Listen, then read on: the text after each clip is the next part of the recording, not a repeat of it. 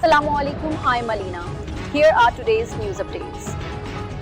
पाकिस्तान और तुर्की ताल्लुकात मज़ीद मजबूत बनाने पर इत्तफाक, तजारत, सरमायाकारी और इलाकाई अमन के फ़रोग़ का आज़म। तुर्की पाकिस्तान का मजबूत, मुखलिस और काबिल एतमाद इत्तेहादी है, जहाँ शहबाज शरीफ इस्तांबुल, वज़ीर आज़म शहबाज शरीफ और तुर्क सदर रजब तैयब एर्दोगान ने पाकिस्तान तुर्की बिजनेस टू बिजनेस कॉन्फ्रेंस के मौके पर मुश्तरका न्यूज़ ब्रीफिंग में दो तरफ़ा ताल्लुकात, तजारत, सरमायाकारी, इलाकाई अमन और बाहमी ताउन को मज़ीद फ़रोग़ देने की अज़म का इज़हार किया।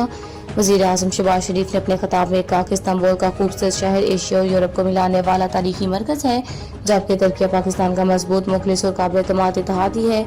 इन्होंने कहा कि पाकिस्तान और तुर्की के लाज़वाल ताल्लुकात की एक तवील तारीख है, जिसकी बुनियाद तुर्की की जंग आज़ादी के दौरान रखी गई। अली बरादरान की क़यादत में बरसगीर के मुसलमानों ने तुर्की की जद्दोजहद आज़ादी की भरपूर हमायत की, जबकि तुर्की ने भी हर मुश्किल घड़ी में पाकिस्तान का साथ दिया।